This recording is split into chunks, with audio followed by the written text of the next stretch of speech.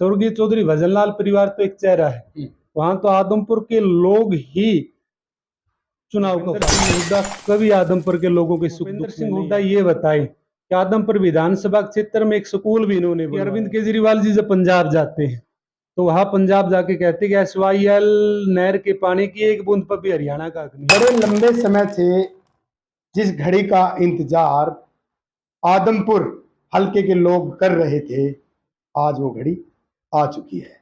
मैं आप लोगों को बताना चाहूंगा, आदमपुर की ही जनता क्या, संपूर्ण हरियाणा की जनता उपचुनाव का इंतजार करती हुई नजर आ रही थी। फिलहाल हमारे साथ कुलदीप बिश्नोई के निजी प्रवक्ता अनिल जी मौजूद है।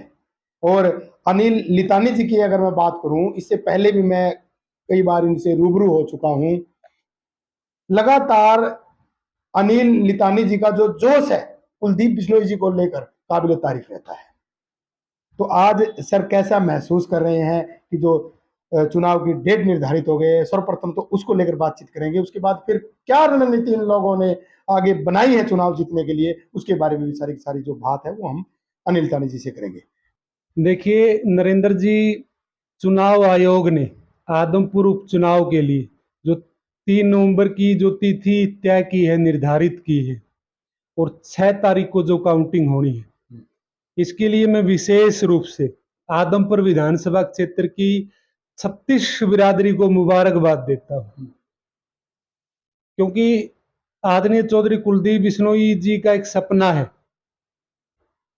कि आने वाले समय में आदमपुर विधानसभा क्षेत्र के अंदर एक उच्च स्तर की यूनिवर्सिटी हो, ताकि वहां के युवाओं को एक उच्च शिक्षा मिले, जिससे वो हरियाणा प्रदेश और समूचे देश का नाम रोशन कर सके। आदरणीय चौधरी कुलदीप बिश्नोई जियों की एक सोच है कि आदमपुर विधानसभा क्षेत्र के अंदर एक बहुत बढ़िया एक हॉस्पिटल बने, ताकि वहां गरीब से गरीब इंसान को अच्छी स्वास्थ्य सुविधाएं मिले। चौधरी कुलदीप बिश्नोई जियों की एक सोच है कि वहां पर एक बड़े दर्जे की इंडस्ट्रीज आए, ताकि वहां के युवाओं को रोजगार मिले, और इसके साथ साथ युवाओं के लिए एक जबरदस्त एक अप लेवल की फैसिलिटी का स्टेडियम बने, ताकि वहां के बच्चे एक अच्छी प्रैक्टिस करके कॉमनवेल्थ और ओलंपिक वहां एक अच्छे पदक लेकर आए, ताकि पूरे देश में आदमपुर विधानसभा क्षेत्र का नाम हो, पूरे हरियाणा का नाम हो। और ये जो घड़ी थी, जो ये तिथि तय हुई है, ये जो डिक्लेयर हुई है, इस घड़ी का आदमपुर विधानसभा क्षेत्र की जनता को बेसब्री से इंतजार था। बिल्कुल, क्योंकि अब जो चुनाव होंगे नरेंद्र जी, वो बिल्कुल आदमपुर विधानसभा क्षेत्र के आने वाले भविष्य का चुनाव होगा। तो इसलिए मैं कह सकता हूं कि आदमपुर की जनता इस तिथि को देखकर बहुत ज्यादा खुश है, बहुत ज्यादा उत्साहित है, क्योंकि आदमपुर विधानसभा क्षेत्र में स्वर्गीय चौधरी भजनलाल परिवार तो एक चेहरा है, वहां तो आदमपुर के लोग ही चुनाव को फाइट करते हैं। और इस बार जो मुकाबला है वो आदमपुर के लोगों का और विरोधी लोगों का मुकाबला है। जिस तरह से पहले आदमपुर के लोगों ने समय समय पर विरोधियों को एक करारा जवाब दिया है, इस तरह आने वाले विधानसभा चुनाव में भी आदमपुर की जनता एक मजबूत वोटों के साथ भारतीय जनता पार्टी के कैंडिडेट को विधानसभा में भेजकर, बिल्कुल, और वो आदमपुर का नाम फिर एक बार स्वर्ण अक्षरों के साथ पूरे देश में चमकाएंगे। बिल्कुल, धन्यवाद सर। तो अनिल जी ने कहा कि भविष्य में चुनाव जीतने के बाद जो जो सुविधाएं लागू होंगी आदमपुर उपचुनाव में, उनको लेकर विस्तार से अनिल जी ने हमें बताया है।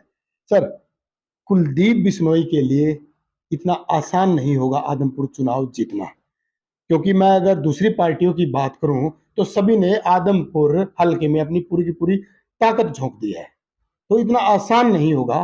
तो किस प्रकार से क्या रणनीति आप लोग बनाएंगे? नरेंद्र भाई, आदमपुर विधानसभा क्षेत्र में अगर किसी ने विकास किया है तो वो स्वर्गीय चौधरी भजनलाल परिवार ने किया। अगर आदमपुर विधानसभा क्षेत्र के अगर हम स्कूलों की बात करें तो वो स्वर्गीय चौधरी भजनलाल की देन। अगर आदमपुर विधानसभा क्षेत्र के हम बस स्टैंड की बात करें, वो स्वर्गीय चौधरी भजनलाल की देन है। अगर आदमपुर विधानसभा क्षेत्र के हॉस्पिटल की बात करें, वो चौधरी भजनलाल की देन है। आदमपुर विधानसभा क्षेत्र में जो जबरदस्त युवाओं को जो रोजगार मिला था, वो स्वर्गीय चौधरी भजनलाल की देन है। वहां पर गलियां, सड़कें, तमाम का तमाम विकास नरेंद्र भाई, उनकी ईंट ईंट पर चौधरी भजनलाल जी का नाम लिखा है।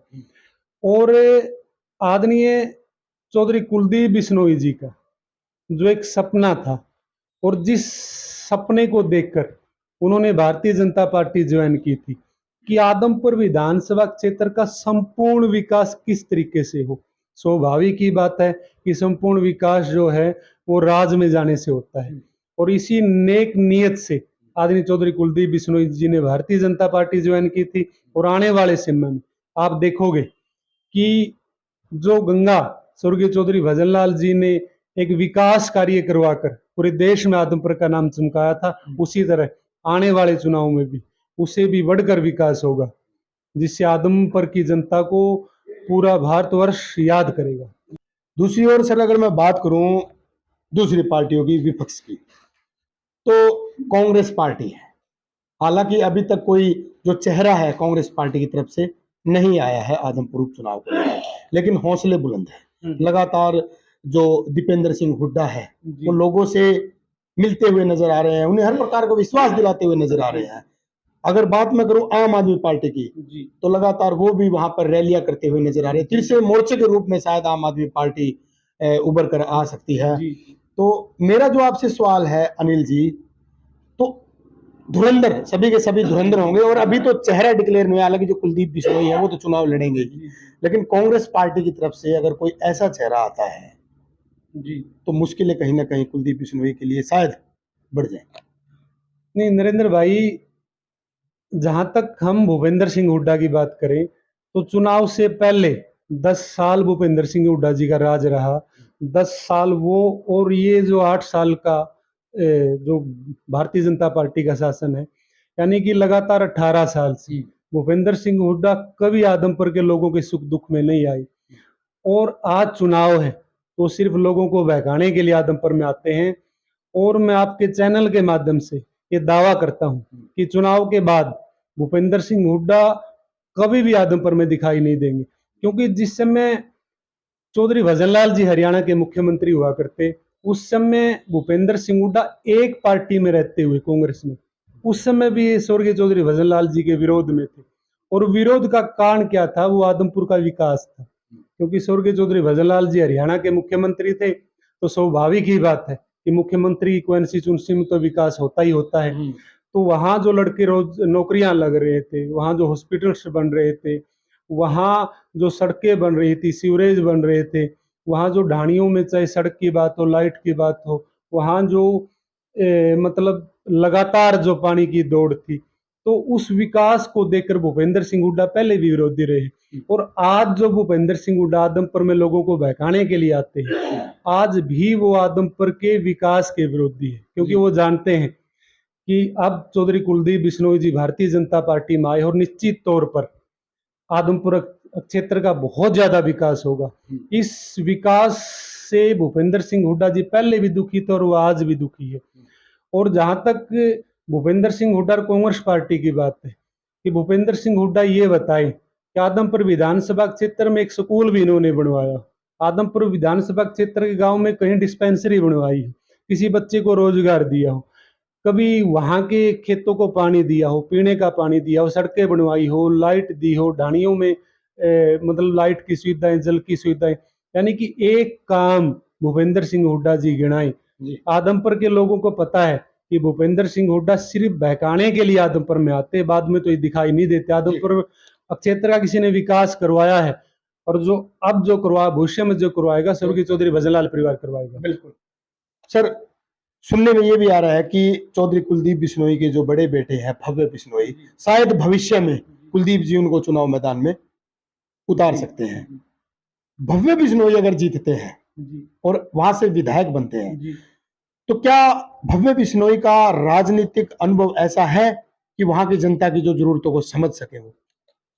नहीं, आदमपुर विधानसभा क्षेत्र के 36 बिरादरी की एक मांग है नरेंद्र भाई कि स्वर्गीय चौधरी भजनलाल का पोता चुनाव लड़े, क्योंकि आदमपुर के लोग जानते हैं कि जो पढ़ाई भगवे बिश्नोई जी पढ़ के आए हैं वो एक उच्च दर्जे की पढ़ाई है। तो वहाँ यानी कि आदमपुर विधानसभा क्षेत्र बच्चों के रोजगार के लिए हर लिहाज से आदमपुर के विकास के लिए आदमपुर की जनता जानती है कि भगवे बिश्नोई बहुत अच्छी तरह से लोगों की भावनाओं को समझते हुए आदमपुर के विकास को गति देंगे। जी लगातार हमारी मेरी मेरी नहीं, जो कुलदीप जी से जुड़े हुए जितने भी साथी है लगातार कुलदीप जी उनसे बातचीत करते रहते हैं जी। और जहां तक आदरणीय कुलदीप जी की बात है, आपने देखा भी है कि आदरणीय चौधरी कुलदीप बिश्नोई जी ने यानी कि थोड़े दिन पहले भी चाहे वह सीवरेज की समस्या हो तुरंत उसका समाधान किया, चाहे आदमपुर में फाटक खुलवाने की बात हो तुरंत समाधान किया, और बालसमंद और आदमपुर लंबे समय से किसान धरने पर बैठे मुआवजे को लेकर तुरंत चौधरी कुलदीप बिश्नोई जी ने रिजल्ट दिया और मुख्यमंत्री ने सारे का सारा मुआवजा जो है ना डिक्लेयर करवाया। यानी कि कुलदीप जी समय समय पर आदमपुर की प्रत्येक समस्या को अपनी समस्या समझते, आदमपुर के प्रत्येक दर्द को अपना दर्द समझते, आदमपुर के प्रत्येक दुख को अपना दुख समझते, और जब जब भी समस्या आती है आदरणीय चौधरी कुलदीप बिश्नोई जी बखूबी उन समस्याओं का समाधान करते हैं। तो सर मार्जिन इस बार कितना बढ़ पाएगा, क्योंकि जीत का तो दावा आपने कर ही दिया है, तो मार्जिन कितना बढ़ेगा आपकी बार, पहले से मार्जिन बढ़ेगा या मार्जिन घटेगा? जहां तक नरेंद्र भाई मार्जिन की बात है वो तो धीरे धीरे जैसे ही चुनाव चलेगा वो तो परिस्थितियां बताएगी, लेकिन जिस तरह से लोगों की भावनाएं हैं और जिस तरह से लोग वहां विरोधी लोगों को देख रहे हैं, चाहे अरविंद केजरीवाल जी हो, भूपेंद्र सिंह हुड्डा हो, लोग जानते हैं कि ये लोग पहले कभी आदमपुर में दिखाई नहीं दिए, ये सिर्फ ये बरसाती मंडक है, सिर्फ चुनाव के समय आदमपुर में आए हैं, बाद में इन लोगों ने आना नहीं। आदमपुर का विकास तो आदमपुर का परिवार स्वर्गीय चौधरी भजनलाल परिवार ही करवा सकता है। और वहां जो आम आदमी पार्टी जो सिसोदिया जी आए थे, संजय सिंह जी आए थे, आदमपुर के लोगों के जहन में एक बात है कि अरविंद केजरीवाल जी जब पंजाब जाते हैं तो वहां पंजाब जाके कहते हैं कि SYL नहर के पानी की एक बूंद पर भी हरियाणा का हक नहीं है, सारे का सारे पानी पंजाब का है। हरियाणा में आके कहते हैं मैं हरियाणा का बेटा हूँ, तो अरविंद केजरीवाल जी के मुखारबिंद से जो शब्द निकलते उससे ये साबित होता है कि वो हरियाणा का बेटा तो नहीं है, ऐसे हिसाब से तो पंजाब का बेटा है, सारे का सारा पानी वो कहते पंजाब का है।